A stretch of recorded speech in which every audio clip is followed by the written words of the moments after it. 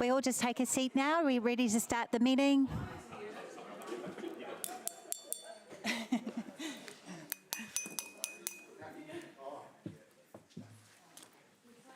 Okay.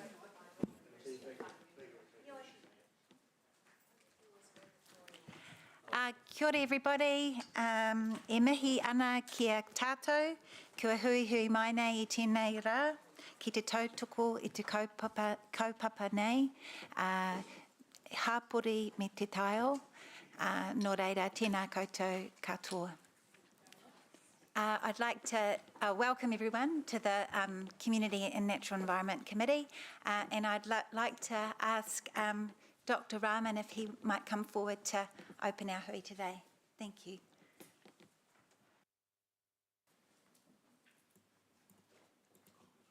Good morning, everyone. Good morning. Assalamu alaikum. أعوذ بالله من الشيطان الرجيم. بسم الله الرحمن الرحيم. الحمد لله رب العالمين. الرحمن الرحيم. مالك يوم الدين. إياك نعبد وإياك نستعين. اهدنا الصراط المستقيم. صراط الذين أنعمت عليهم غير المغضوب عليهم ولا الضالين. Amen. Ladies and gentlemen, this is the first opening chapter of our book Holy Quran, through which we seek help and guidance of our Creator every day. So let us pray to Almighty God, the all-hearing, the all-seeing, the all-knowing, omnipresent, and controller of this universe. We seek your help and guidance in performing the tasks assigned to us. Please guide us in delivering and fulfilling the responsibility placed upon us to the best of our human capability without any fear or favor. Please help us in making right decisions, keeping justice, equality, freedom, and impartiality in mind for the benefit of our city and our people. Amen. Kia ora, thank you, and thank you also for all the work you do in our community, and some good news recently with the mosque crossing we've got underway there, so thank you for your advocacy on that also. Kia ora. So we have apologies from Councillor Kesh, Councillor Mark, and I think for lateness from Mayor Paula, unless she's online. I'll move.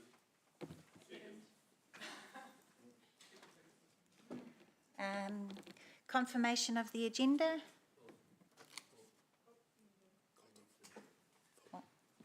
Oh. They move second. Call for a vote. Oh, and yeah, we'll vote on the apologies. Yeah. Aye. Aye. Okay. All right. So, confirmation of the agenda. I'll move. Thank you. All in favour? And are there any declarations of interest? Declarations of interest? Nope. Okay, so we'll move on to our public forum. And we have, I think we were expecting Matt Stark, but I don't see him in the room unless he's online. No? Okay. So we have Andrea. If you can come forward, please. You'll just have 5 minutes, and Andrea's speaking to the Chair's report.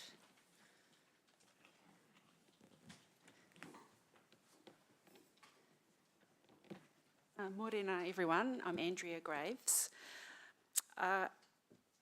What I'm about to talk about is simple, almost primitive and dirt cheap. It's the urban jungles topic that's referred to in the Chair's report. And it's simply a way of making healthy soil out of waste plant matter. I did say primitive. And Councillors Sarah and Anne saw the Urban Jungles project that's happening in Auckland, and I saw it last year when I wrote about it for the Listener. And it's an immensely lush patch of Auckland, just 2 parks, and the landscape is own property. And it's fuelled from underneath by giving nature the resources it needs to make a lot of healthy fertilising soil. And that's done simply by laying down plant matter, leaves, prunings, weeds, and letting the microorganisms in the ground decompose the plant matter into soil for free. And it's supercharged by bringing in trailer loads of green waste. Landscape gardeners bring it in. And they otherwise have to pay to dispose of it at either a green waste type place that composts it, or if there's palm fronds or flax leaves, things like that, that the composting machines can't deal with, they have to take it to landfill. And the same, of course, happens in Hamilton. And having green waste in landfill is a real problem. A, it's more stuff, more bulk, and B, it produces methane when it breaks down, which is, of course, a greenhouse gas.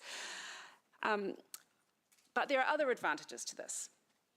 So I interviewed a soil scientist who confirmed that soil with lots of organic matter in it absorbs water incredibly well in heavy rainfalls.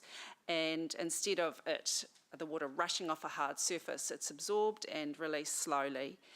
And this is why a lot of major cities around the world, and I'm thinking Europe, China, Singapore, and that's just the ones I know about, are looking at creating green infrastructure to mitigate against flooding. And what I've just been talking about is indeed green infrastructure, soaking up that heavy rainfall, as we know, nowhere in the world seems to be safe from these huge flooding events these days. And then there's the cooling effect of trees. Of course, because of the way they photosynthesize and transpire water into the air, they have this kind of chemical cooling effect that is far more effective than any artificial shade will ever be. And we've all experienced that when we step into the bush on a hot day and just feel that fresh coolness. And we're going to be facing a lot more hot days, as are our children and grandchildren. And just in terms of productivity, well-being, energy to get on and do our work, it's really going to matter that people have cool environments to move around in. And then, of course, there's the beauty of it all. We know every time we walk through town, can see how amazing Hamilton City Council landscapers are at selecting beautiful plants. So this is a city beautification project as well. So yeah, I just am here to support this Urban Jungles project, perhaps being trialled in Hamilton. It can be done on a small scale to start with. It's dirt cheap, it's beautiful, it's cooling, it's flood mitigation, and practical questions come to mind, but the Urban Jungles project in Auckland has ticked off all the problems and got ways to manage it. So yeah, just here to lend my support. Thank you. Thank you, Andrea, and thank you for all the work you do for the Riverlea Environment Society and everything else. No Thank problem. you. Thanks, Anna. Does anyone ask questions? Is that a... Yeah, there is time for questions if anyone's got one? Nope, no questions. Thank you. Thank you.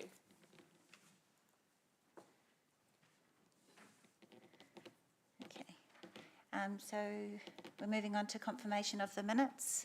I'll second. All those in favour? Aye. And now we're on to the Chair's report. So I guess just briefly, it was a opportunity to relay some of the work that's been continuing on in our community over the summer. Our community and environment team does such great work, and it's an opportunity to celebrate some of that work. And we got some excellent feedback on our cricket pitches, as you might have seen, which is very exciting. And that came from a lot of community advocacy and feedback that perhaps we weren't doing as well as we could. So it's neat to see a responsive council.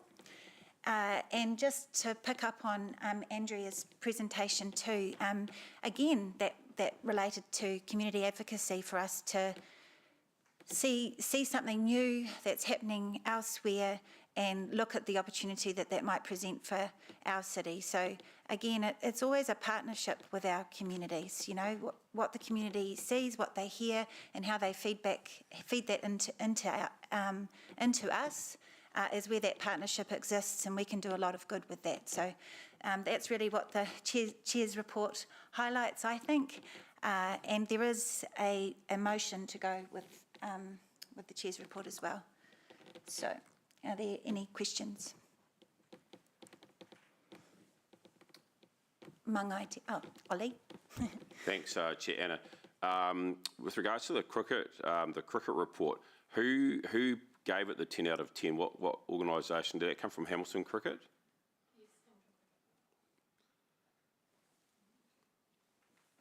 Thank you.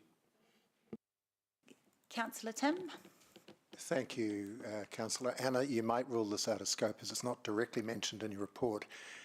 Can I just ask if at some stage we can be given a bit more detail about the vandalism of the Norton playgrounds that has been reported in the media recently, how much this is costing us and I mean, it's obviously very difficult to stop vandalism, but what might be going to happen there? We have got a working group this afternoon on playgrounds, so we can give you a bit more detail in that meeting, and any specific detail that we don't have, we'll provide separately. Thank you. As I say, I'm sorry for dropping this on you, but I just think we need to get some information at the appropriate time. Thank you. Are you able to give us details of the meeting? Not all councillors are invited to that group. Yeah, so we'll discuss it in the working group this afternoon, and then we can send something around. Yeah. Councillor Sarah. Thank you, Deputy Chair. I am just interested in the Partner Pools program. Would it be possible to receive some information on what the plans are in regard to the uni pools, and what is just information around the decision from the university, the condition of those pools and things? Yeah, we can send information around on that as well, and we will have a briefing later on in the year. We're doing some work with Swimming Waikato and Sport Waikato currently around future potential proposals. So cool. Thank you. Councillor Pike. Thank you, Anna. Chair Anna. Just questioning on B and C, whether they're able to be done within current staff capacity, or if there's any extra funding required for those to happen. For B and C. yeah, the B1, we're just scoping currently. So if there's any funding decisions to be made, that'll be an LTP decision. As for the C, at the moment it's just to investigate. So that's what we'd be looking at. What would be required to put that into effect. So at this stage, we don't know if there are any costs associated. We'd need to look at that in a bit more detail. But I mean, like the scoping of it wouldn't cost, is able to be done within current staff It's not a major piece capacity. Okay, thank you. Okay, that's all the questions. So, yep. Oh.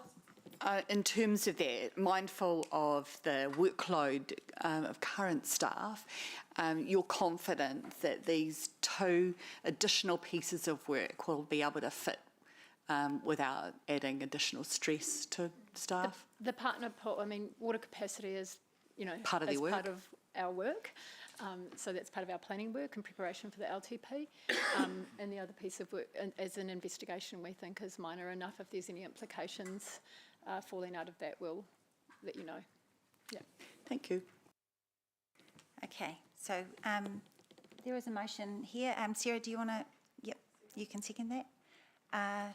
So we'll go to debate. I'll just, as the mover. So there are a few things here. Just building on what was in the chair's report. As Helen said, they are doable within the existing staffing and resourcing.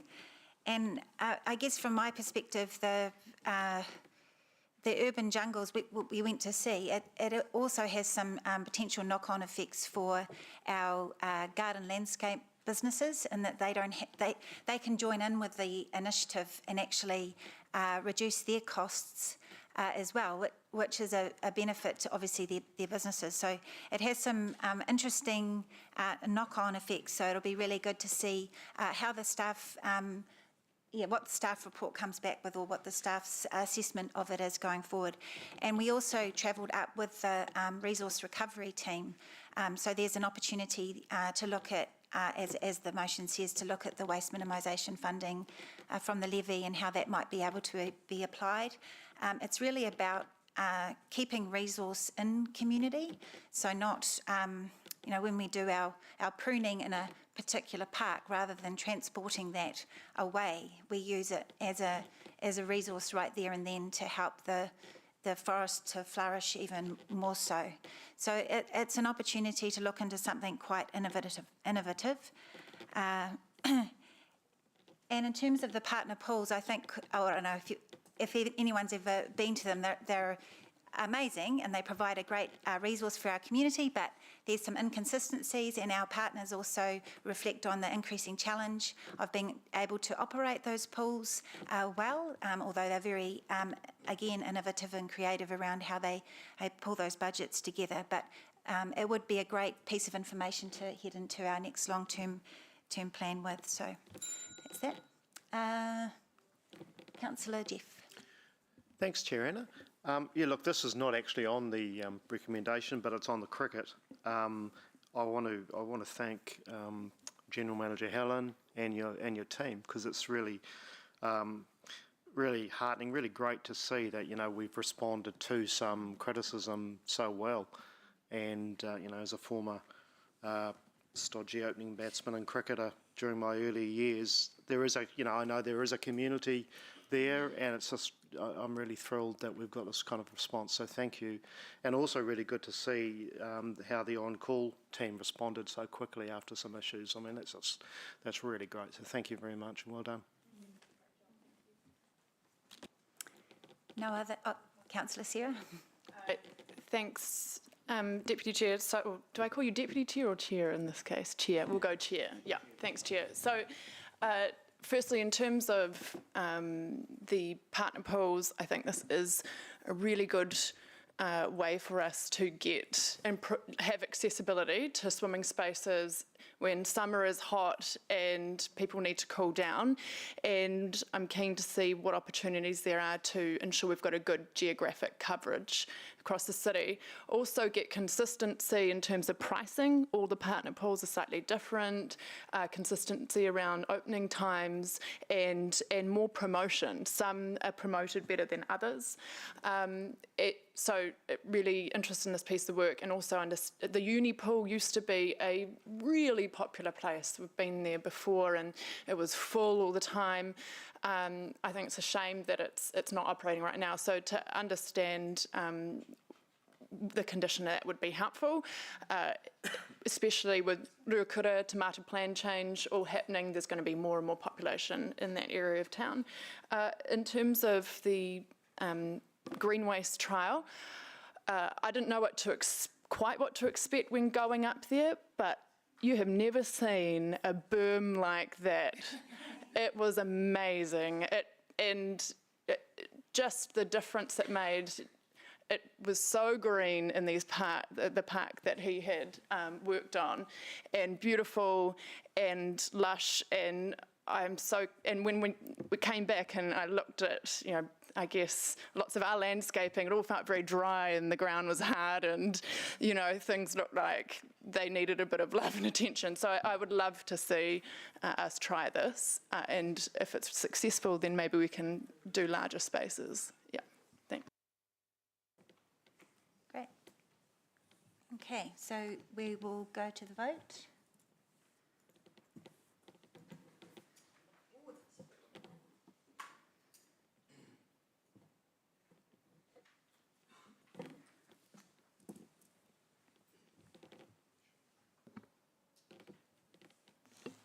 The motion was carried unanimously. Okay, thank you. So moving on to the Nature in the City Progress Report. Welcome, Jude. This is Jude's first presentation to Council, so all the best and welcome.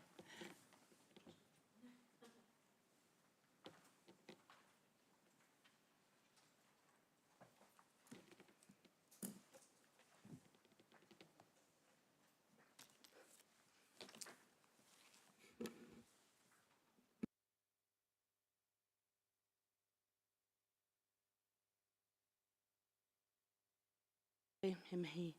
Tēnā koe e te tumuaki o te rā, Chair Anna. He mihi nui kia koutou ko hara mai nei i tēnei wā mō te kōrero pāna ki te tāeao me te tangata. Ko au te whenua, ko te whenua, ko au. Ko whanganui te wā kāinga o tōku whānau, engari i tipu ake au ki Mahanga Rohe, kei te noho au kei Waikato, ko Jude Addenbrooke ahau, nō reira tēnā koutou, tēnā tātou katoa. So I'm Jude Addenbrooke, Parks and Recreation Manager. My background is mainly in the environmental sciences and management. I've lived in Waikato Rohe for about 15 years, but have only been with this council for a few months, just since October. And I'm here today to present the report on progress of our Nature in the City strategy. It is an information report, there are no decisions sought. And I'm sure you're all familiar with the strategy itself, acknowledging the interconnectedness of nature and people, and our goal to improve the biodiversity and health of te taiao within the city. The goal is the 10% native vegetation cover by 2050, and we're currently at 2.5%, so a way to go. But there's been good progress in the last 18 months, and I'd just like to note a couple of key items just briefly.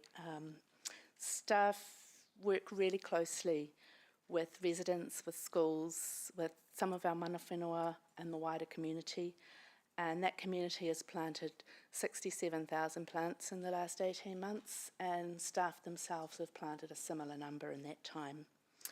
We've also completed the baseline ecological monitoring, and the site prioritisation tool has been developed and deployed. This baseline inventory has set us up to better understand the extent and the health of the biodiversity in the city, and we now have the tools to be able to plan how to reach that goal and to report on our progress against the goal.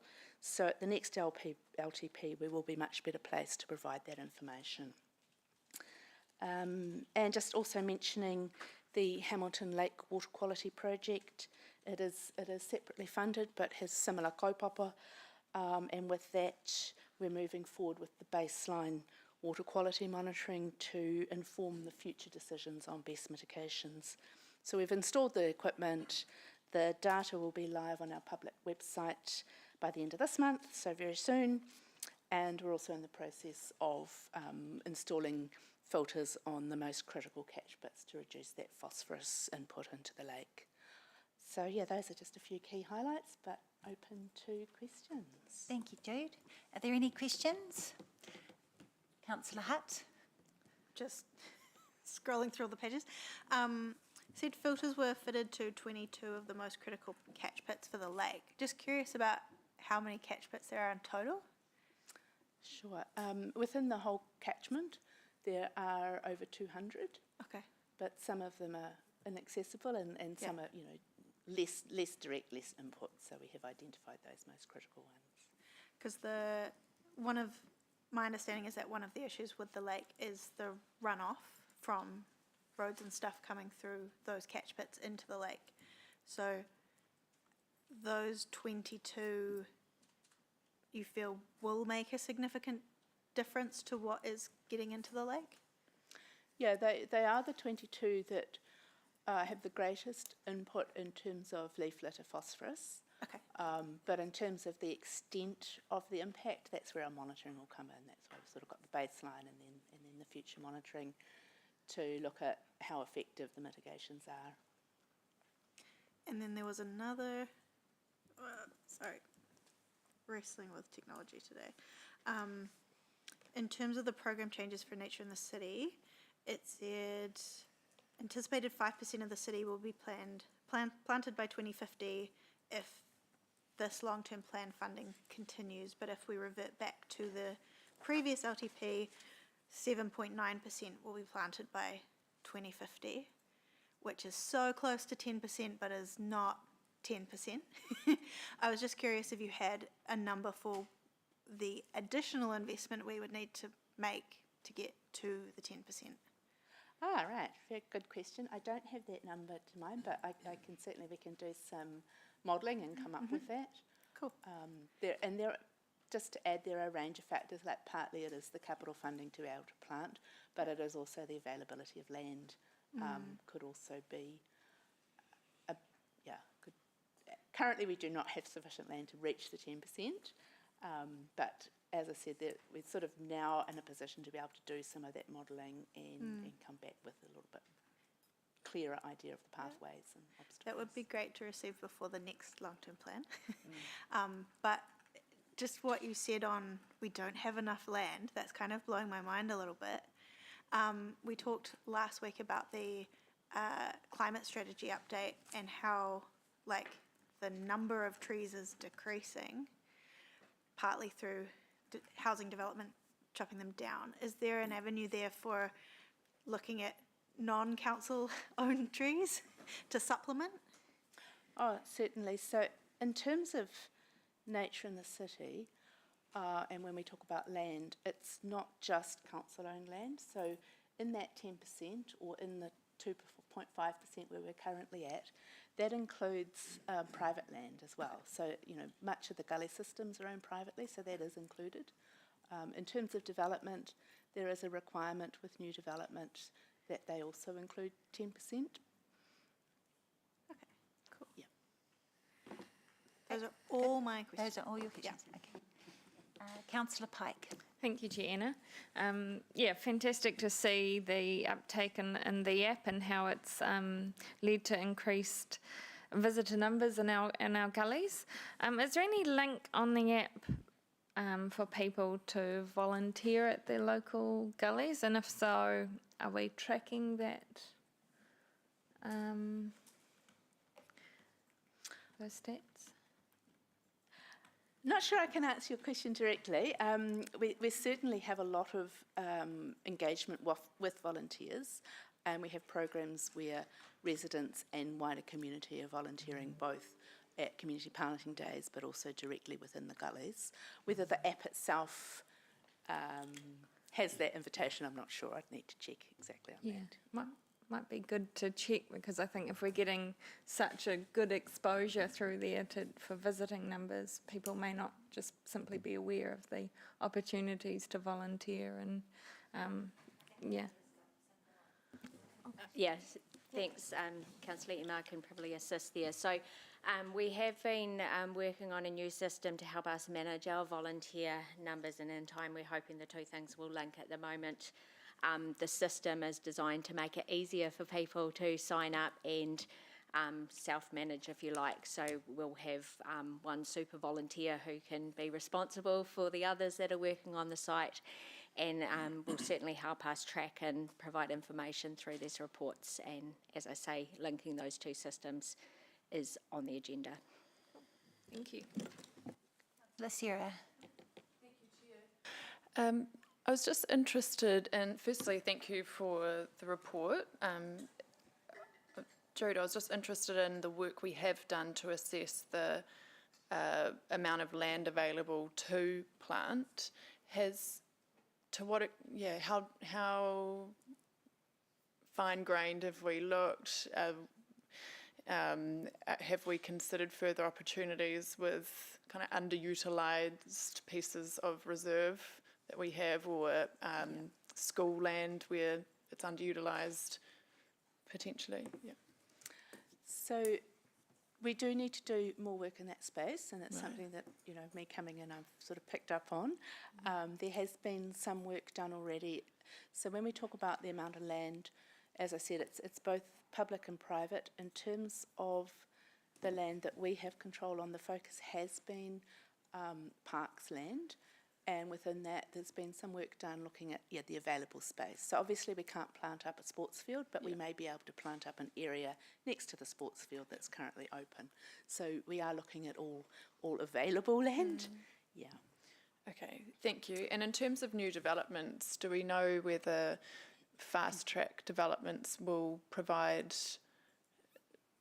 10% vegetation cover, and will a majority of that end up being more stormwater related vegetation? And The requirement for 10%,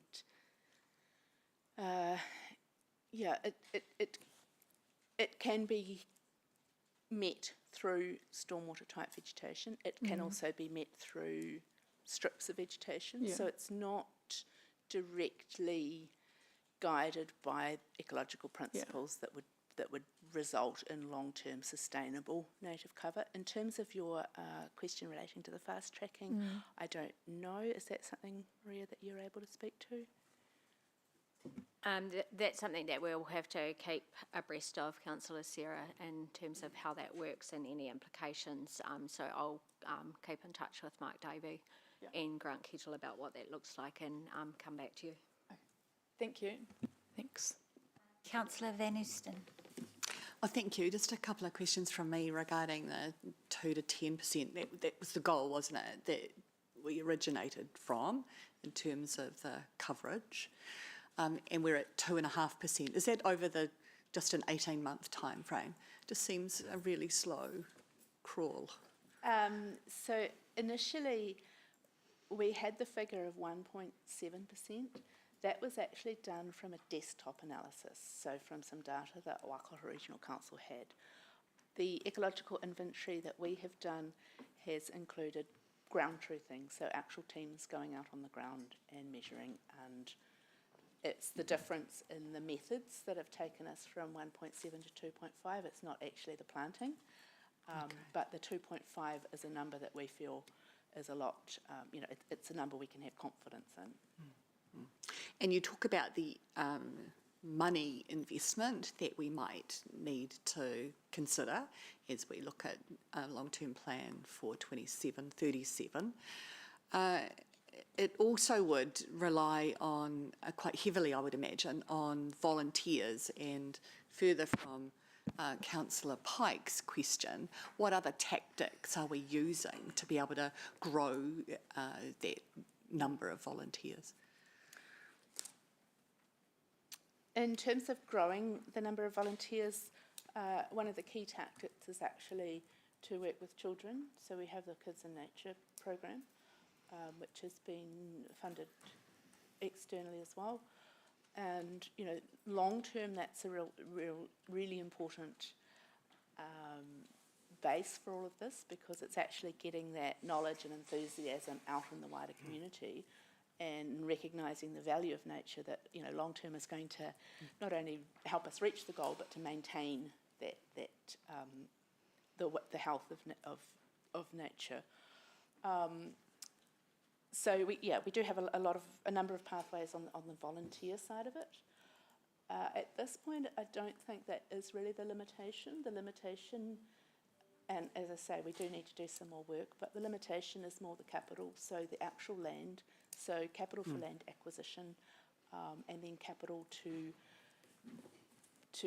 put in the plants, to buy the plants and the associated infrastructure, the pathways to then be able to maintain them, all that kind of thing. So capital funding for planting in new areas is sort of a key. And did I hear you answer, Councillor Sarah, with regard to roadsides, etc., that can be included in that number? You talked about strips. Is that on the sides of roads? I mentioned that because we had a meeting last week with Waka Kotahi, New Zealand NZTA, and they talked about frills, and I just had a worry that some of those frills that they might have been talking about are the plantings, etc., up the sides, which might also help us to meet those numbers. So I wonder about what we're doing to have discussions with them around the value that we place on that frill.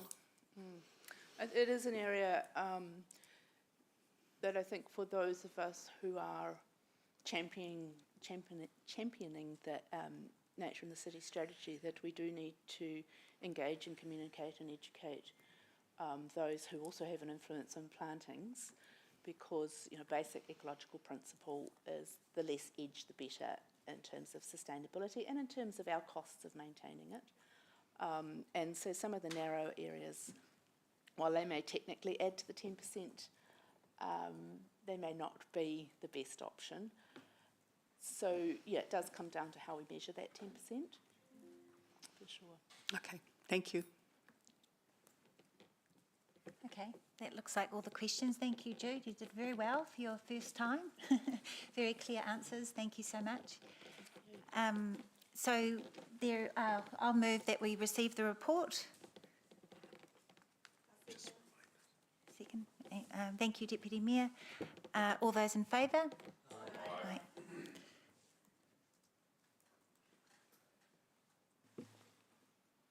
The motion was carried unanimously.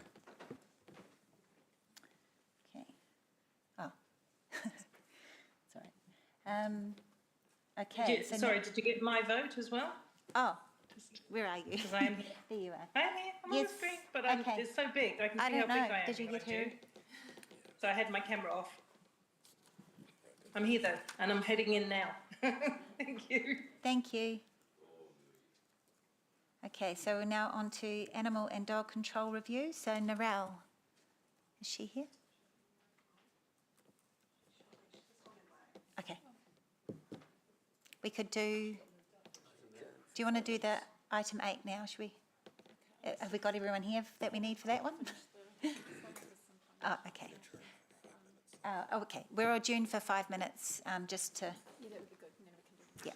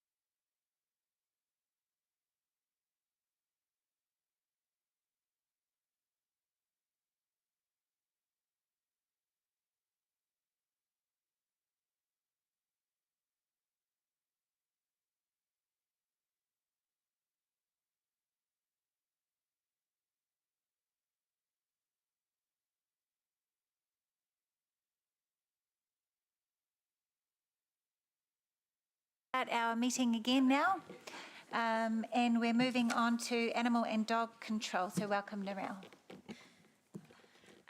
Kia ora. Apologies for my tardiness. I thought I was last on the agenda, but thank you for letting me experience one of my, recurring nightmares in real life. Very kind of you. All good. Mōrena i ngā kaikonihira. I'm Narelle Waite, and today I'm presenting the deliberations and adoption report for the annual nuisance bylaw, animal nuisance bylaw, dog control bylaw, and dog control policy.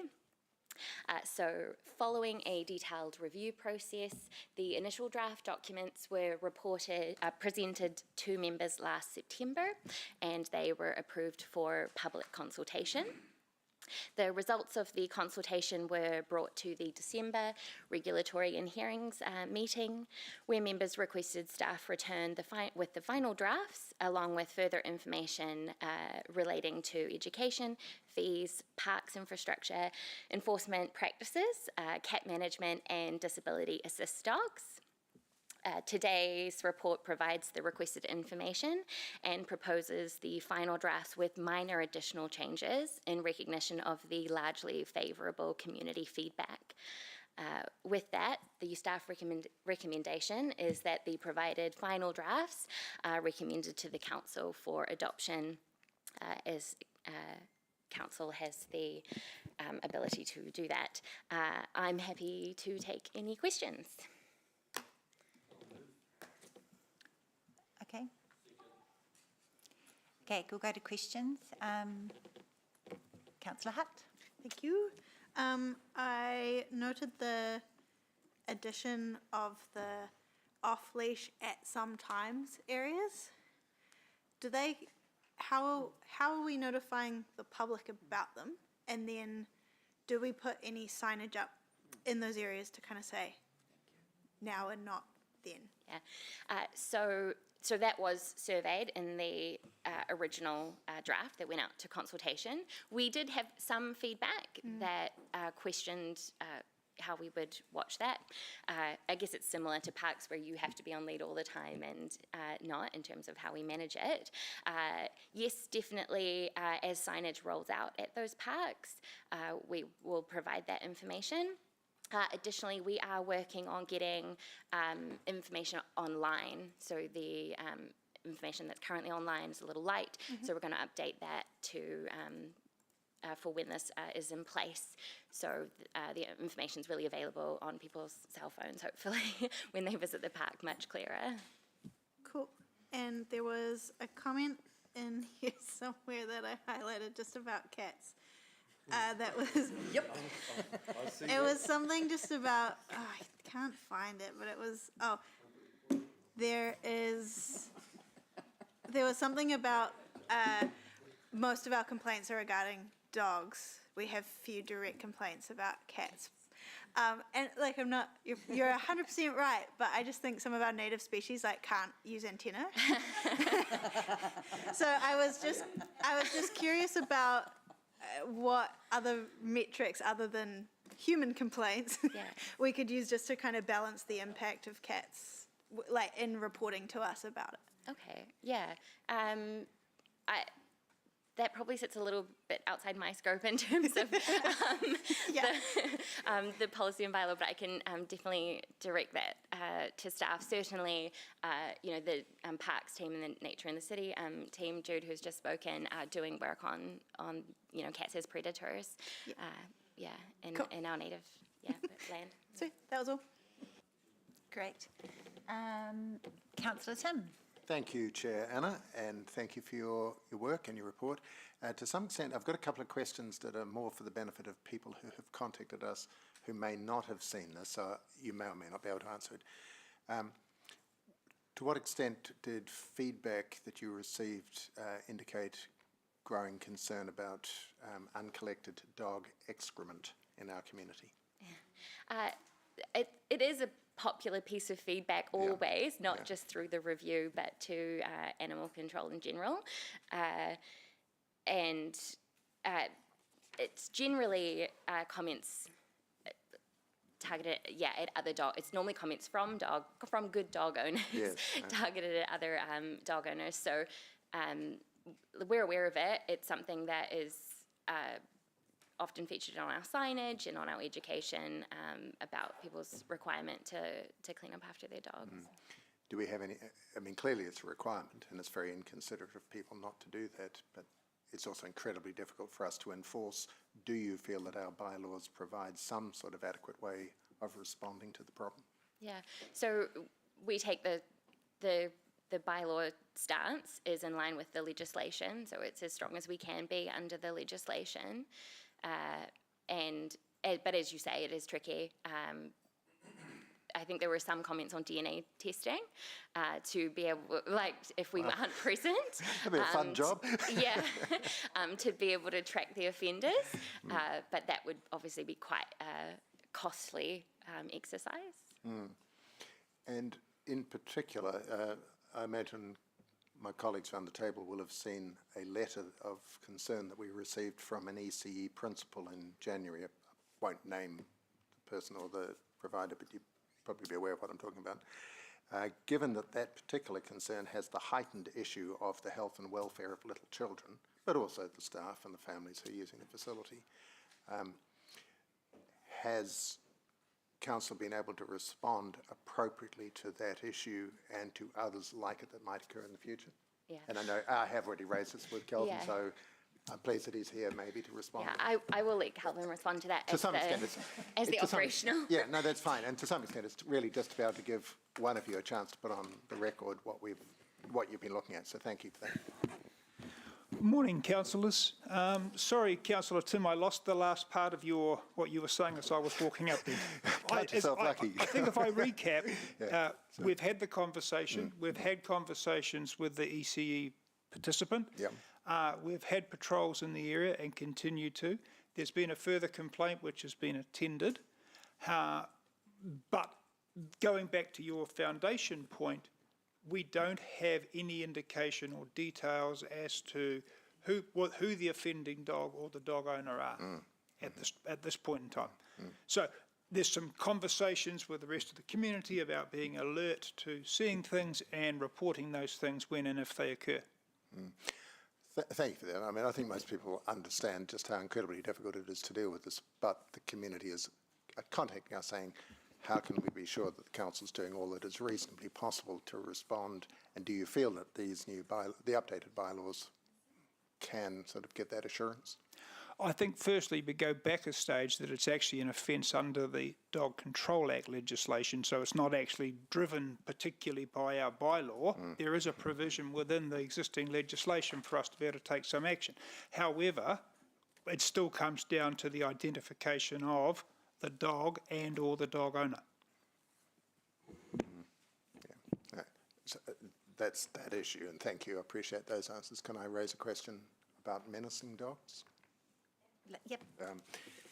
And this, councillors, I'm referring in particular to section 10 on page 61 in Diligent, which is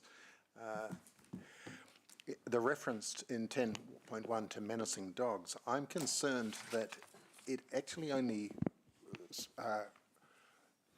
provides for the opportunity to neuter menacing dogs, and that they can be, and I'm sure that we would all expect that to happen, but we've all been made aware, and in particular by one of our former colleagues around this table, of some horrific attacks which leave people, particularly children, disfigured.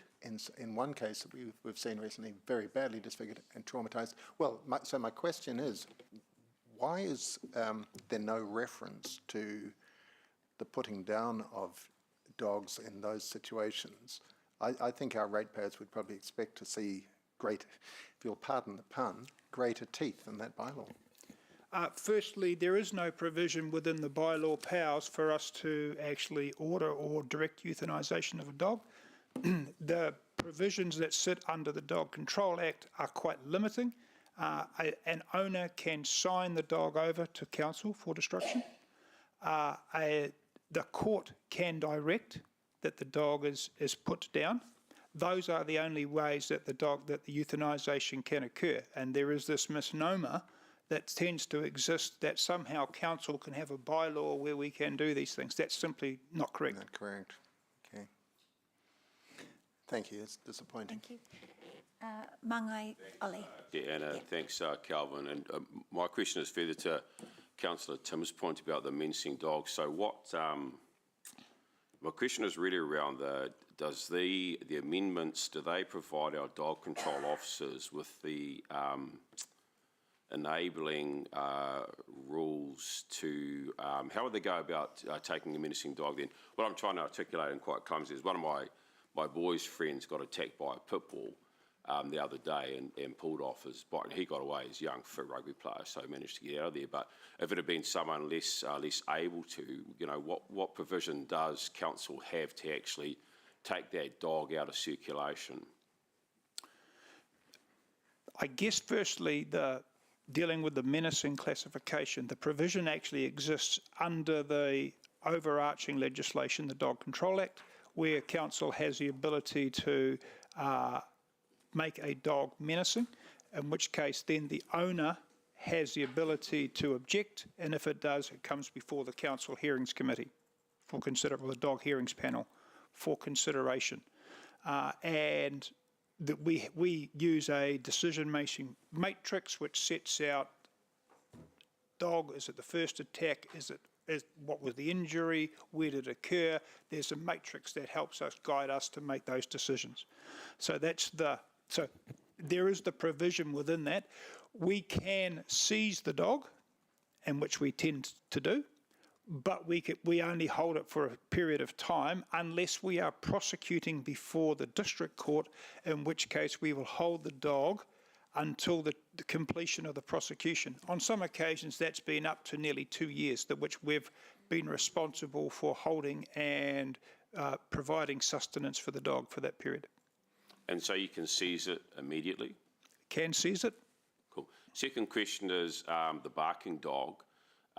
Does this bylaw enable our dog control officers to address a barking dog within at the moment it's a week-long time frame, for what I understand, you've got to keep a diary. Does this enable them to have a conversation with the owners within a shorter time than that?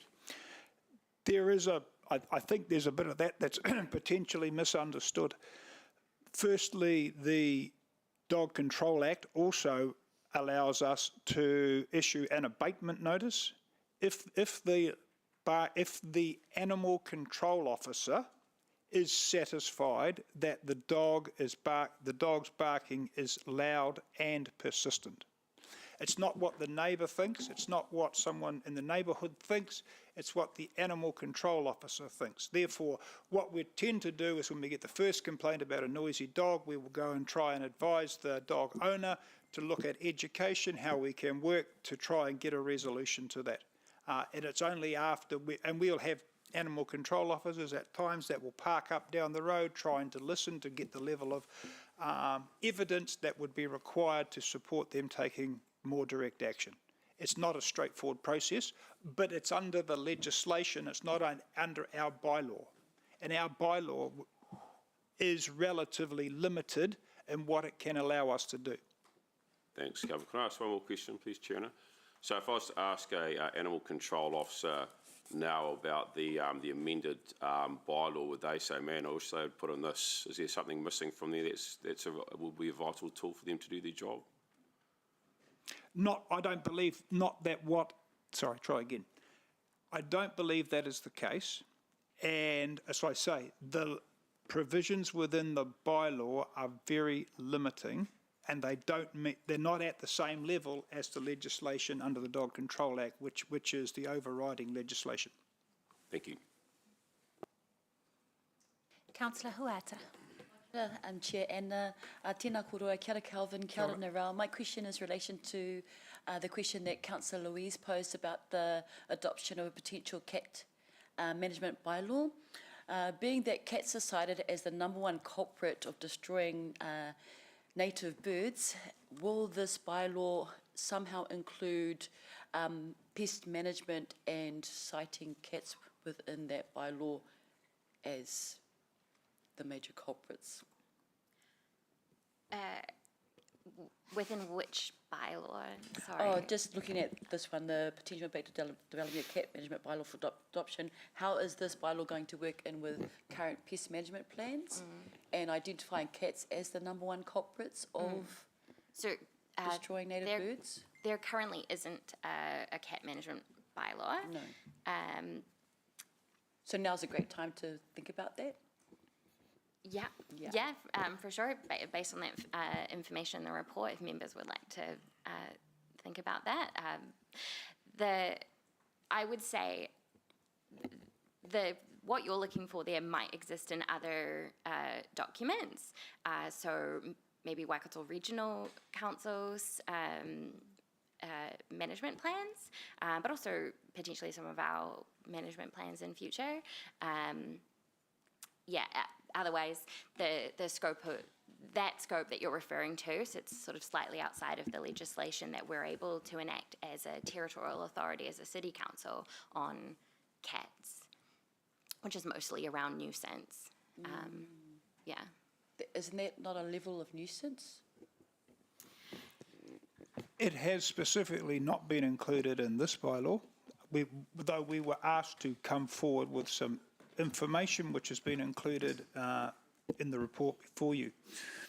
When we've looked at other councils that have adopted a range of cat management proposals, a number of them have a standalone cat bylaw of its own right, and some have mixed it in with existing animal nuisance or equivalent bylaws. Having said that, I'm not aware of any of those councils that are actively managing how that's dealt with. So creating the bylaw or a provision somewhere is one thing. Actually taking some enforcement action in that doesn't seem to be taken up. So I just need to be upfront about what that looks like around the rest of the country currently. We could perhaps be pioneers in this space. Kia ora, thank you for your answers. Councillor Sarah. Thank you, Chair. Calvin, I'm just interested in, I've heard some concerns around people with dogs in the central city not on leash. How does the bylaw help us to deal with that? Does it adequately deal with off-leash dogs in the central city? Look, can I just temper some things around the bylaw? Yeah. The bylaw does not give us an enforcement option or capability. It has a single enforcement option of a fine not exceeding $20,000. Yeah. There is no... Sorry? Sorry. Wrong bylaw. No. Yeah. Calvin is correct in that the fines and our ability to enforce really sits under the Dog Control Act. Yeah. There is a fine available for not being off-lead. What the bylaw does is state where it's appropriate to be off-lead and on-lead, and our bylaw does say that you must be on-lead within the central city. So if we could fine for that, and the fine would come under the Dog Control Act. Just to finish that off, animal control officers are working in conjunction with the inner city police, the ones who are on foot in the central city, working collaboratively, looking at how we address that. And that includes both the education component with some of our people who are visible in the central city with their dogs, and actually having an enforcement presence here as well. Okay, thank you. Councillor Tim, you've had some questions, so I'll just go to Councillor Bitter first. Thank you. Thank you, Chair Anna. Kelvin, two questions. The first is on microchips and how effective microchips have been. Do you think it's been effective, and is there a proportion of dogs who are not microchipped that you are interacting with? I think the answer is yes to both of your questions. Microchipping has proven to be very successful. It's a means that we can identify a dog which is located that doesn't have a registration tag or anything else. It may have slipped its leash. That gives us an opportunity to do a scan with a view to trying to determine who the owner is and getting the dog back to the owner. A number of the dogs that we do interact with are not microchipped at the time that we pick them up. The dogs won't be released until such time as they've been registered and microchipped. And second question, which might help councillors on the cat issue. There are cat restrictions in the Amberfield subdivision, I believe. Could you have a quick comment on what those restrictions are? My understanding, the restrictions were placed in the Environment Court, and we don't have an enforcement option or ability in relation to that. Right. Thank you. And Councillor Tim. Thank you, Chair. And I just wanted to follow up to the issue that Mangaioli raised about barking dogs. Will our dog control officers ever go out to areas where barking dogs are reported outside standard business hours, and in particular in the middle of the night? It would not be the norm to expect someone to go out in the middle of the night to do it. However, everything would be dependent upon the circumstances of an individual incident. Thank you. And the sort of circumstance I'm thinking of, and so the second question, is where dogs are either tied up or locked up inside a house. The owners have gone out Saturday night to a party or whatever, and quite often not home till 2 or 3 in the morning, and dogs are left barking for hours. Now, given the answer you gave me before, I'm assuming we wouldn't get to them for a week anyway, but it's how do we deal with the lack of regular patterns in dealing with that sort of behaviour, which causes huge irritation in neighbourhoods? I'm not sure there is a simple, straightforward way. Our process has always been driven around trying to educate people to be good dog owners and be understanding and respectful of the impact that their dogs may have on neighbours, so that everyone can coexist in a peaceful manner. And we continue to try and work with dog owners. We give them some advice, we give them guidance, we make referrals for them if necessary to professionals to support them. The enforcement tends to be the last option when everything else has failed. Do we keep records on how often we deal with people who are totally unreasonable and uncooperative? We have records of all of our animal control interactions. And I do know it's difficult, but just thank you. Great, thank you for all the questions, and this has been, and thank you for your wonderful answers. So we've moved by Councillor Wilson, seconded by Moko. Oh, so we have another question, sorry. One more. Okay, one more. Just to clarify on the cap management, if we had extra funding, would it be your recommendation or feeling that it would be better and more effective use of ratepayers' money to spend it not on the cost of creating and controlling a cap bylaw, but on desexing and or predator control? Is that? I would.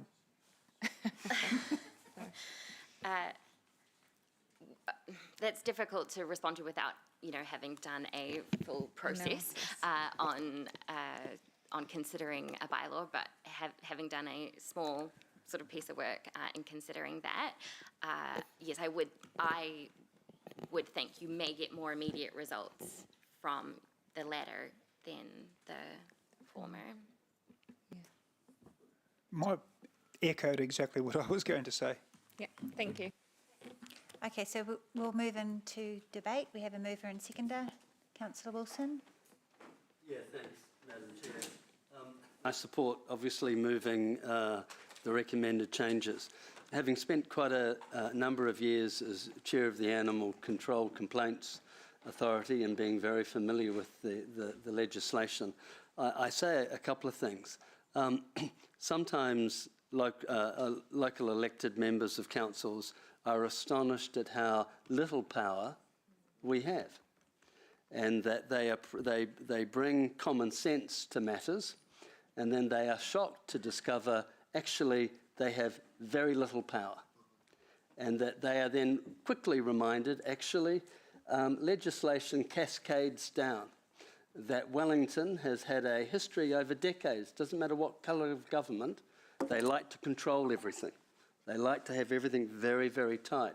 They don't want local government necessarily having the flexibility of implementing more appropriate mechanisms within their own territories.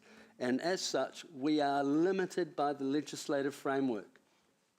So a lot of the points raised here today need to be at our local MPs to drive legislative change. If you want us to do more in this, change the legislation. Don't expect we can do it from creating bylaws, particularly when we don't have legislation to frame it on, and secondly, we don't have the resources to fund the very bylaws we're trying to put in place. And so I remind colleagues it would be really good if you read the legislation, understand what we're able to do, and if you want to direct change, direct it at Wellington. Get the legislation changed, and then we can enforce it. Thank you. Councillor Moko, did you, as seconder? No. Councillor Tim. Thank you, Chair Anna, and I absolutely understand and agree with the points that Councillor Ewan has just been making. I realise that there's very little that we can do, and so I will, of course, be supporting the adoption of this motion today. However, I suspect I'm not the only one around the room who does so with a marked lack of enthusiasm. This is in no way a criticism of the staff who've worked on this issue. It does reflect the problems that Councillor Ewan has just made. This is a really serious issue. It causes huge distress in neighbourhoods, and if I can go back to the questions that I asked about dog attacks and menacing dogs, we have seen a spate of these attacks leading to some really traumatic injuries, and it was our former Deputy Mayor Gordon Chesterman who sent some of us just about a month ago a picture of the little girl. It was reported, I forget exactly where it happened now, but Napier, thank you, Mayor Paula. That is absolutely appalling behaviour. Imagine the consequences if a human being had launched that attack. Now, I feel very strongly that dangerous animals should be in cages, as long as there's a reason to keep them, and otherwise they certainly shouldn't be on our streets. We should have the power to say dangerous dogs are not welcome in our communities. I appreciate the fact that we can't solve that problem around here, but I think we do need to be pushing as hard as we can for the legislative change that Councillor Ewan has called for. And as far as the dog nuisance issue, and particularly excrement and barking is concerned, again, I am frustrated, and I understand the frustration, but I am frustrated that we have so little ability to bring about the sort of changes that people are looking for. Most dog owners are great, but a few are letting the side down badly. Thank you. Mayor Southgate. Thank you. Thank you to staff for bringing this to our attention, especially as, you know, every time we hear of a major attack of especially of a dog on a human and a child in particular, then of course we're going to ask questions. And so as soon as that case came to my attention, I did ask staff to make sure that all of us around the table understand exactly what we're working with, what we have the capability to do, and what we don't have the capability to do in terms of managing dogs. I have very little tolerance for a dog that's ever in any small measure been menacing or bitten. And I think we should have the lowest level of tolerance for that, which includes looking at ways to manage the owners of dogs, because I suspect this problem is not going anywhere fast. So I think we need to look at whatever's the best practice. I support the work the staff have done at the moment. I support the comments that Ewan has made, because negligent ownership of dogs that causes other people harm is just unacceptable. When most dog owners treat their animals well, control their animals well, and they aren't a problem to the community, that's what the behaviour we want to see. The bad behaviour we don't need to see, and we don't need to have any tolerance for it. Thank you.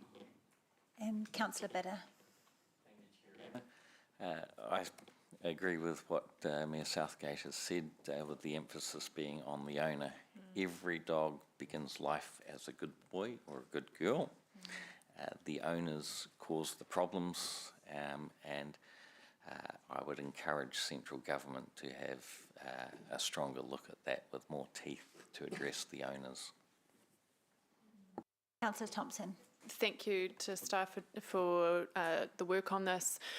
Too late, obviously, for the motion, but I was thinking it would be helpful, Chair Anna, to have some information come to us at some point on what staff would recommend for legislative change that would give them the power to do the job that we think needs to be done in this space, because it is of serious concern when there are dangerous dogs about in the community.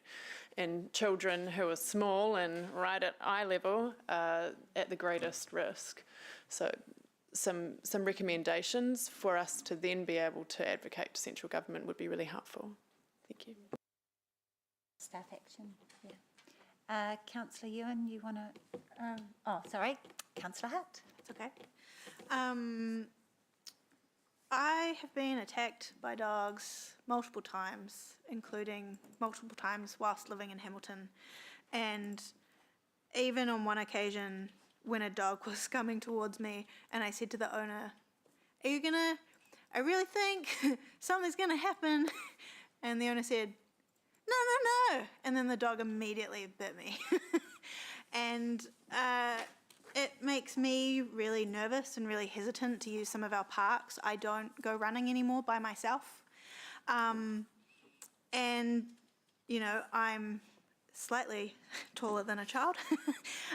But, you know, it is, I often think about the balance between, you know, dog owners who think the best of their dogs but perhaps don't have the control that they think they do, with, you know, all of our community being able to use all of our public spaces all the time.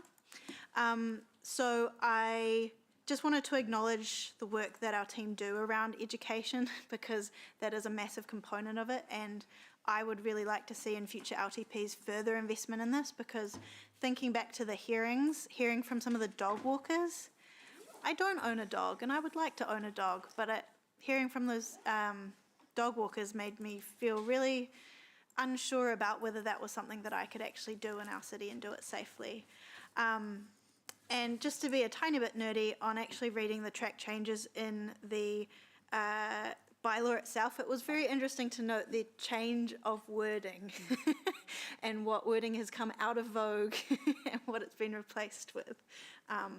So that was just something I found quite interesting, but yes. No. Right of reply, Councillor Wilson? Yeah, thanks, Chair. Very briefly. Every few years, tragically, when there's a significant animal attack in this country, DIA commences a review of the legislation. I was involved in my first role in council back in 2001. I was asked to work with DIA over animal control and the change of legislation. And it's clear that, again, that probably needs to be reviewed, and to give both the legislation more teeth and us as the authority that central government has delegated. By the way, they give us no funds to manage it, so that we can have more tools in our toolbox. I couldn't agree stronger with my good friend Andrew, who says actually this isn't necessarily a dog problem, and it certainly isn't a breed of dog problem. This is actually about humans. 90% of dogs are well behaved, and their owners are well behaved. They register their dogs, they treat their dogs at the vet every year, they microchip, they are part of their family. It's the outlier, the rogue individual who will turn their nose up at anything that council and legislation does, and they believe owning a dog, treating it in such a way that it has a propensity to behave badly, and that's okay. And the message from us must be that it is not okay. And I do feel that at times our animal control officers, who do an amazing job, are often not in a position, because they are so busy, to do the good things like turn up at a park and start fining people when they see dogs defecating. And so there is a proactive thing we can start doing. And maybe that's a funding issue that we all need to have a chat about at the next LTP or annual plan. If we really want to start to address that and actually do something with the legislation we've already got while striving for more. Sorry, Chair, I went over time. Okay, so we'll go to the vote.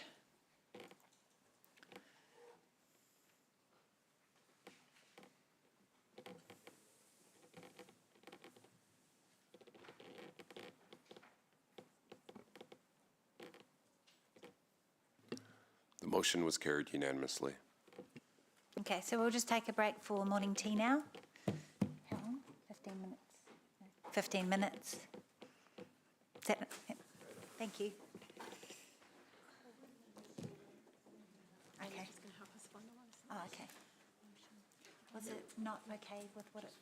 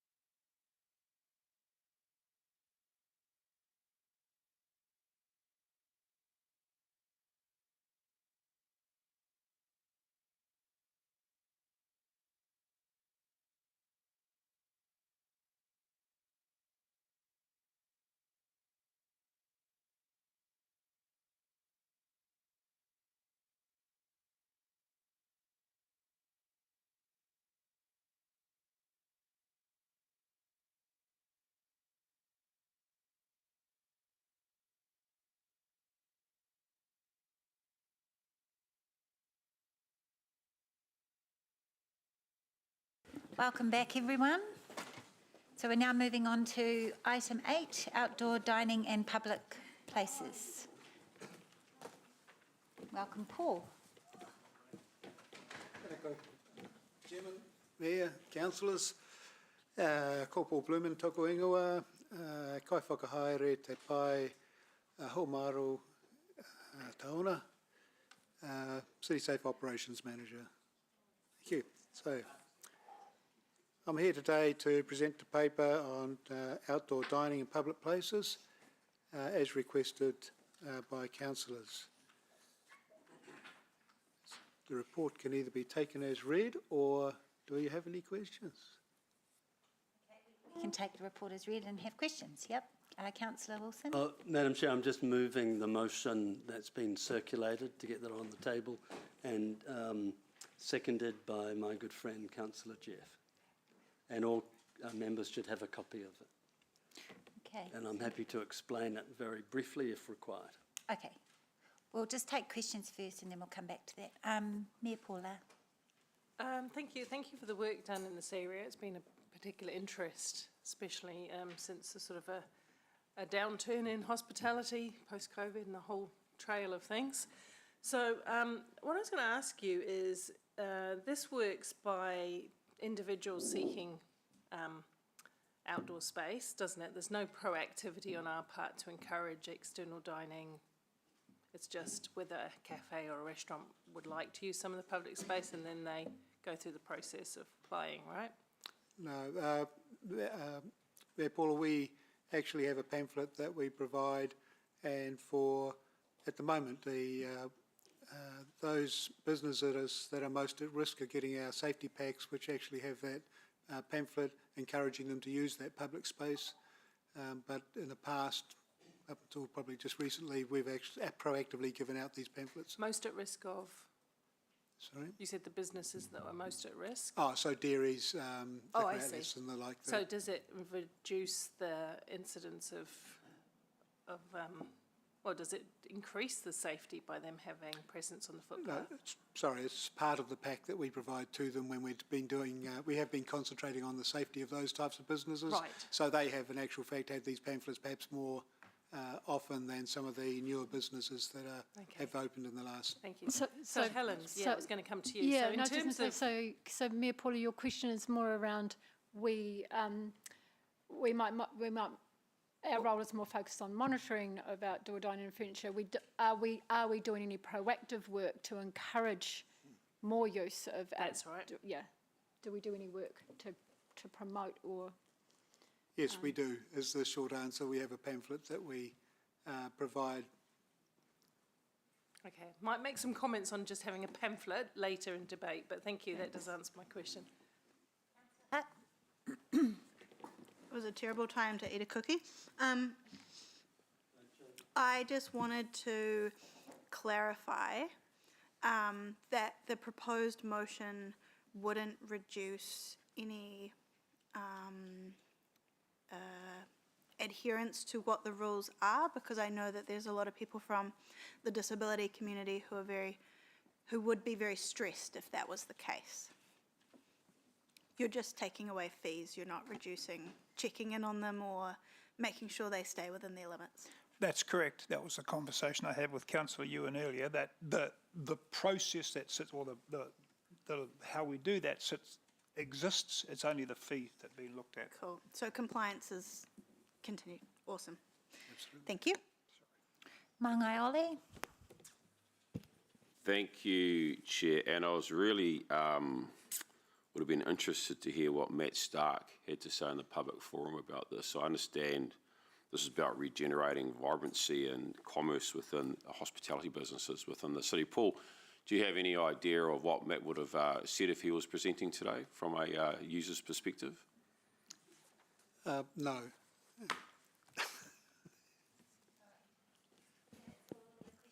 Councillor Ewan, did you want to explain your motion? No? Okay. All right. So we've mover and seconder, so we'll go to debate. Yeah, thanks, Madam Chair. It will come as no surprise that I think we live in the greatest city in New Zealand. I think we could be incredibly proud of the fact that we're also the fastest growing city, and I believe we will be for a number of years. As Chair of Economic Development, at the heart of what makes the city vibrant is encouraging outdoor dining and the promotion of customer-facing businesses in our city in the form of signs. We know the hospitality sector has been hit over a number of years due to COVID and other issues. And we know at times that the city feels safer when there are people engaged in outside dining and the level of vibrancy. Now, this motion simply says to an industry, we think you're so important, because you are, that we are willing to forgo some revenue to make it easier. And so you'll be charged a single annual fee and you'll get 3 years of permitted. It does not mean that we will stop monitoring. And let's remind ourselves why we have these fees. It's because we do have an obligation to make it safe for people with disability to be able to navigate through our footpaths. We do have an obligation to the people to make sure that restaurateurs and cafes do abide by broader legislation and public liability insurances, and so it is necessary. But what we're doing is forgoing revenue. And I know you're all taking a deep breath because you're suddenly hearing the Chair of Economic Development, who goes on again and again about the importance of revenue. I am supportive of foregoing $80,000 if it helps this important business sector develop and thrive. No other debate? Councillor Sarah. Thank you, Chair. What I like about this is that instead of every year needing to submit a renewal and adding to the administrative burden for businesses, it takes a pragmatic approach to saying, look, we're going to reduce it every 3 years. So it not only reduces costs, but it actually reduces the admin burden. And I think that's positive for the relationship between businesses and us, particularly in a central city, places like Hamilton East, and with council. And I also think that, it strikes a good balance between ensuring that we do have the right plans in place and that they've got their public liability insurance, but it's not going over the top with requiring it every year. And ultimately, these businesses are making the public realm more vibrant by putting the chairs and tables out and signs out. And I think that we want to encourage more of those to do that. Maybe Vanessa from HCBA could help with that if there are others who are not taking up that opportunity. And this helps with encouraging those who are not doing that at the moment. Mayor Paula. Thank you. Just following on from that point to start with, the nature of my question was really around that. If we are going to see a slight decrease in revenue, which matters in these days, then I guess what we could do is offset some of that lost revenue by increasing the number of people using outdoor dining spaces where possible. And I don't know how that happens.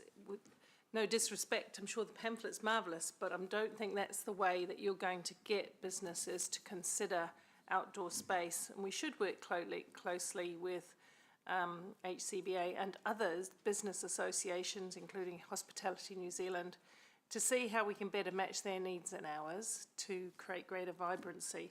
Because we don't know what we don't know. There may be reasons why they're not embracing this as much as we'd like to see, or it just may be they haven't been encouraged or thought about it hard enough. It may be that we need to consider using public space in a slightly different way.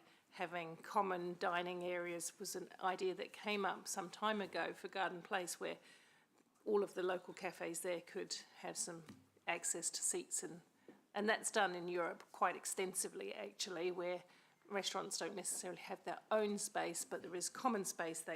they co-lease together, and you know, and they take that over in the public realm. And I support that.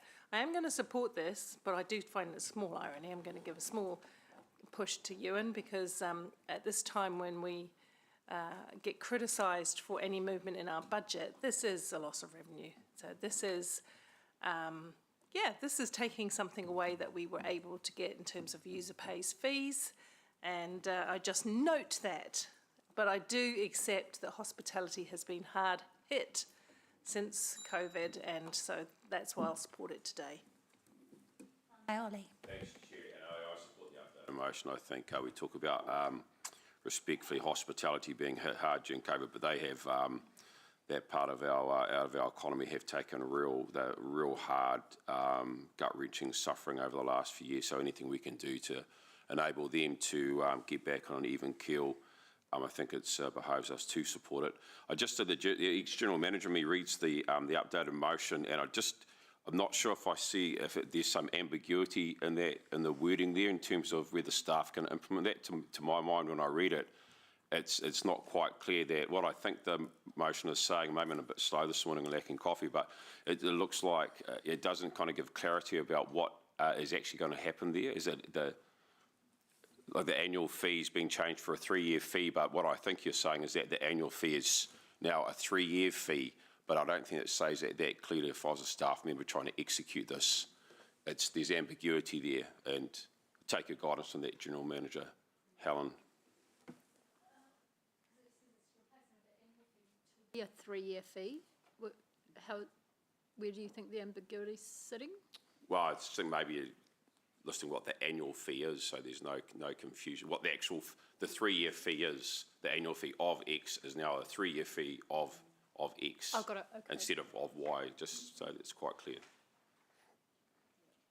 But happy to take your guidance on that.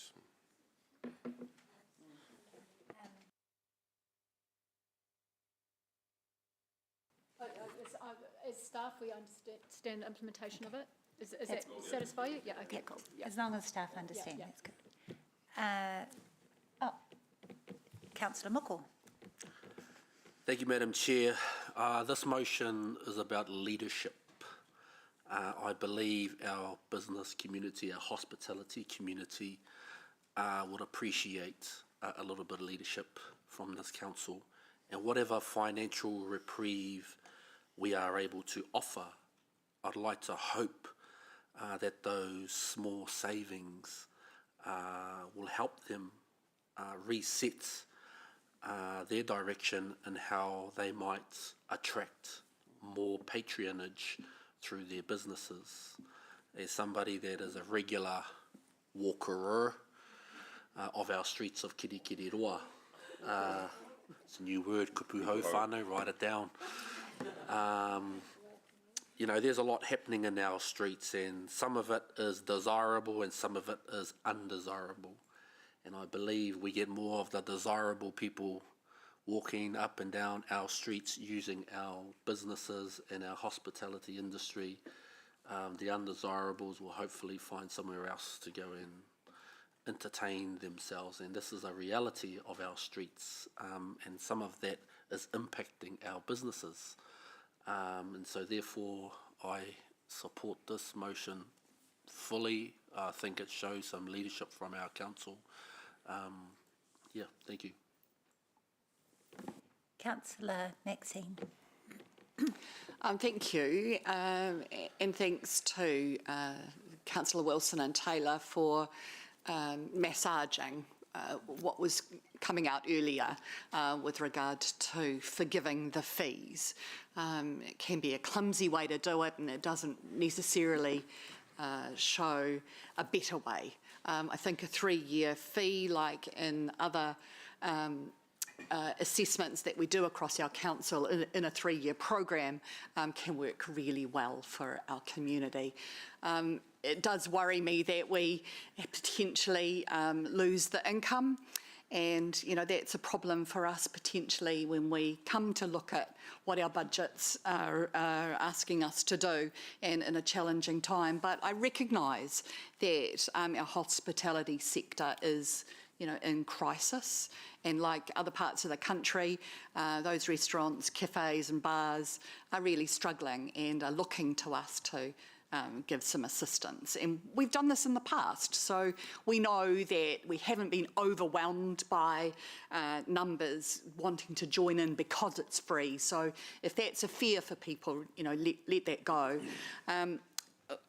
Councillor Mangai Ole asked about what Matt Stark might say. Well, I think this came from him, actually, this request. And so, we've only have to walk or cycle or drive down Grey Street to be able to see the impact that Matt Stark's development and MAID has had in that area. And we've seen firsthand just how outdoor dining can breathe life into our neighbourhoods. And that's something our communities want too. So I'll be supporting this motion. Yeah, Anna. We all know the hospitality industry is struggling and constantly challenged by rising costs that they're facing, and many are actually teetering on the edge of existence. It really seems at odds that we of a city are trying to encourage a vibrancy and being a great place to live. And we've heard that this fee in particular has become a pain point for businesses, so we do need to, I believe, play our part in showing them support and that we are listening. And I think Councillor Ewan's and Councillor Wilson's proposal is a sensible approach. It reduces barriers but allows for compliance and protecting those using our footpaths and still collects some fees. So I'll be supporting the motion today. Thanks. Councillor Taylor. Chair, look, just very quickly. Yeah, I think this shows some recognition and understanding of the fact that things aren't easy for hospo, and a willingness to reduce costs where possible. And as a rule, for me, the less bureaucracy, the better. This sort of appeals to my libertarian leanings, I suppose. I want to see businesses out in the open. I want to see.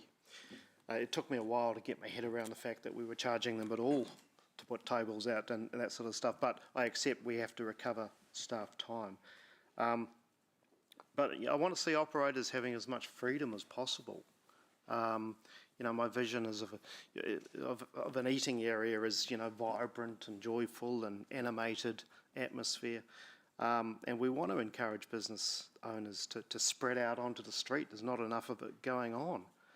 And I accept you need some basic rules, but for me, the less bureaucratic intervention, the better. And I think we should remember with this, it's recorded up here as less revenue, but actually what it's going to allow is our staff to actually do other things, to actually do other important work in terms of enforcing bylaws. So it's not a direct, in that respect, loss. And also, I would suggest that, if you're going to lose some revenue, I'd rather make concessions for people who've invested in the city, who've invested and taken a risk with their own business, and they're giving something back to the city. And I think that's a really important point to make. We are trying to help these people to help the city. Thanks. Deputy Mayor O'Leary. Thanks, Chair. Yes, I'm happy to support this. But there's a well-known quote that goes like this: one should examine oneself for a very long time before thinking of condemning others. And the reason I throw that quote out there with as much warmth as I can muster is that, quite rightly, as the mover of the motion points out, last week some of us wanted to invest in something in the city around the elections and we were told we couldn't afford it. It went through anyway. That we had to be responsible with ratepayers' money. So I'm thrilled that Councillor Wilson acknowledges the irony of the particular decision today. And saying that, I have a background in hospitality more than probably all of you collectively put together. And while they're not the only business sector in our CBD that is struggling at the moment, they are an industry that, despite what it appears on the face to be when it's in the middle of summer and you walk past a busy restaurant or a busy bar, they don't make a lot of money. It is hard, and hospitality is one of the most regulated customer-facing businesses that you will see on the street in any given day, and it's not getting easier for them.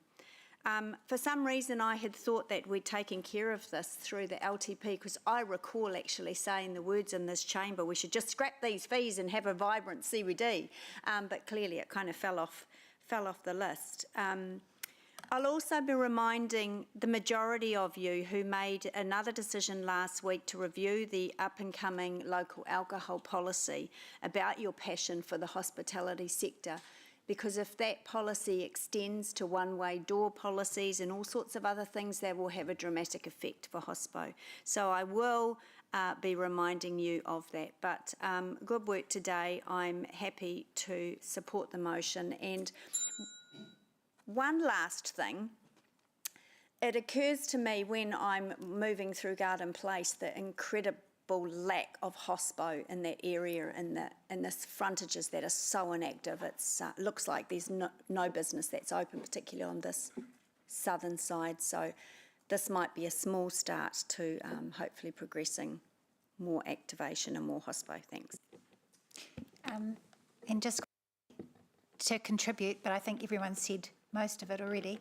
I will be also supporting this, but and I do look forward to the business community responding. This is, I think, an offering from council to say, yes, we do support you. We acknowledge the struggle that you have been facing, and we're offering this to you. So I look forward to seeing that response, and I am hopeful that Vanessa will be able to encourage that also, and Matt Stark and other leaders in our community who will be able to take this, because if the same offering had been given, an equal offering had been given to some of our community organisations, they would surely meet that, and they would respond, because this, for a community organisation, is significant money, and for businesses too. So it is great to see. And in terms of the local alcohol policy, there is a direction by council being given to focus more on off licences, partly in recognition of the great work that the hospitality sector has done to better look after the community when they come in to enjoy their time in town. Councillor Wilson. Yeah, very quickly, thanks, Madam Chair. Just in response to a couple of points, the Mayor raised the fact that we need to be doing a lot more to encourage vibrancy in the CBD than just flyers, etc. I don't disagree with her, but I can confirm the Chair, Sarah, and Deputy Chair, Jeff, as chairs of strategic growth, and myself and Councillor Donovan as Chair of Economic Development are working very closely on a strategy of how we're going to try to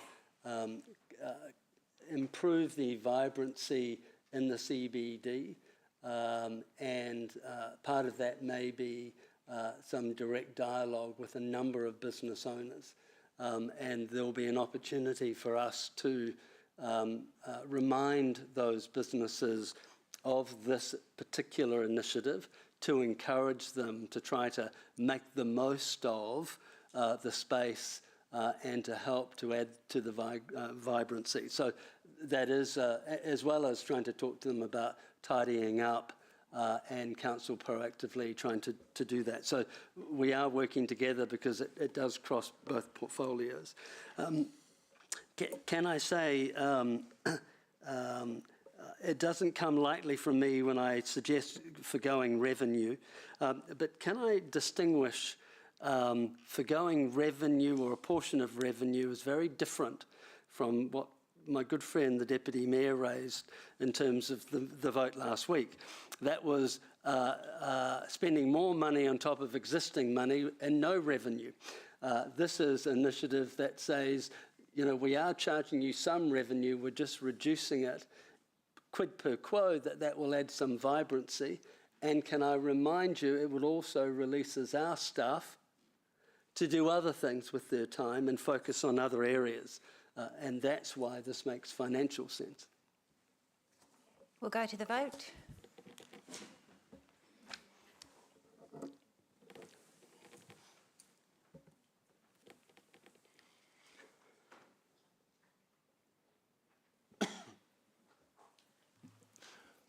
The motion was carried unanimously. All right, so we're up to, I'll move, I'll second. Okay, great. So we'll just wait 5 minutes. Done by lunch. All those in favour say aye, those against? Oh, sorry, yes. Oh, I thought we did that, but we didn't do it all in favour. Okay. All right.